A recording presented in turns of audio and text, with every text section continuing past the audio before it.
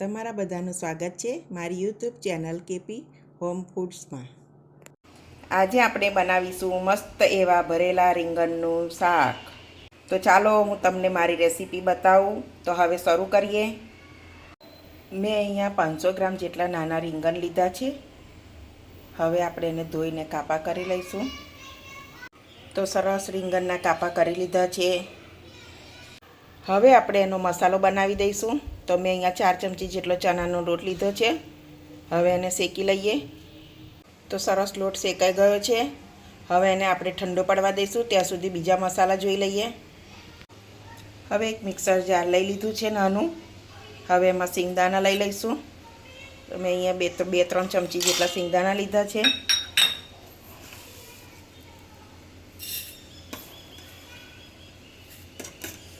બે ચમચી જેટલા તલ મિક્સરમાં ગ્રાઇન્ડ કરી લઈશું। તો સરસ તલ ને સિંગદાણા પીસી લીધું છે। તો આપણે એક બાઉલ લઈ લીધું છે, એમાં બધું મિક્સ કરી લઈશું। તો હવે આપણે ચણાનો લોટ ઉમેરી લઈશું।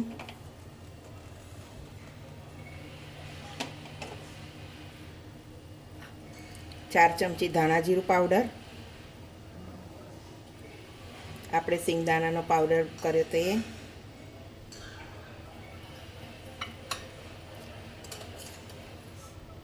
1 ચમચી લાલ મરચું,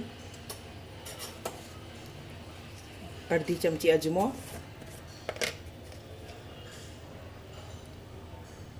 અડધી ચમચી આમચૂર પાવડર, 1 ટેબલસ્પૂન કિચન કિંગ મસાલો ગરમ,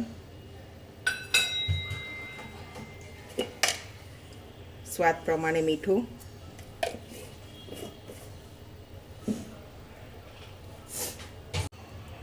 અડધી ચમચી હળદર પાવડર,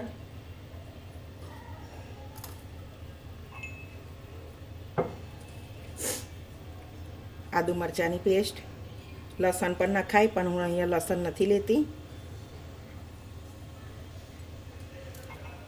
થોડા ધાણા,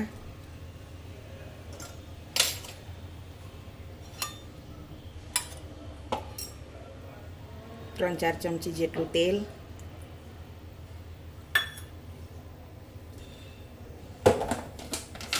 ગરપનમાં તમે ખાંડ પણ લઈ શકો, હું અહીંયા ગોળ લઉં છું।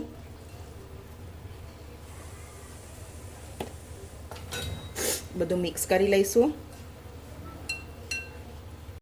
તો મસાલો રેડી છે।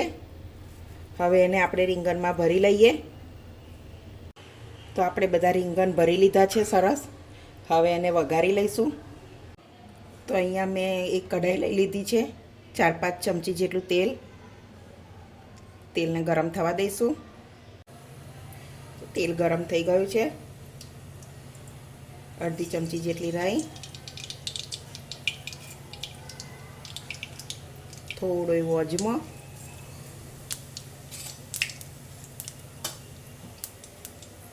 થોડી હળદર।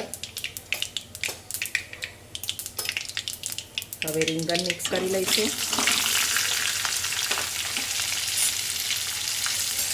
બરાબર મિક્સ કરી લેવાનું।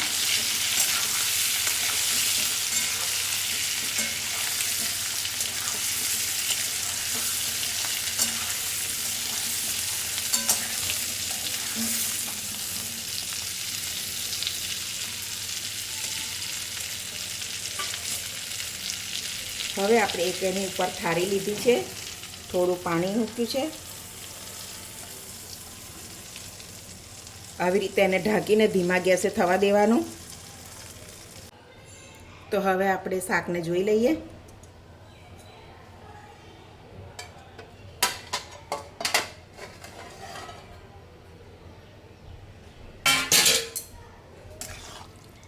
સરસ થઈ ગયું છે શાક।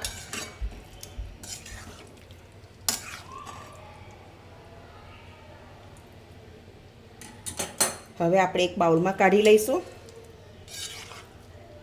તો મિત્રો, આપણા ભરેલા રીંગણનું શાક બનીને રેડી છે। જો તમને આ મારી રેસીપી ગમી હોય તો વિડીયોને લાઈક કરજો, સબસ્ક્રાઈબ કરજો અને તમારા ફ્રેન્ડ જોડે શેર કરજો। તો હવે મળીશું એક બીજી રેસીપીમાં। ત્યાં સુધી બધાને જય સ્વામિનારાયણ।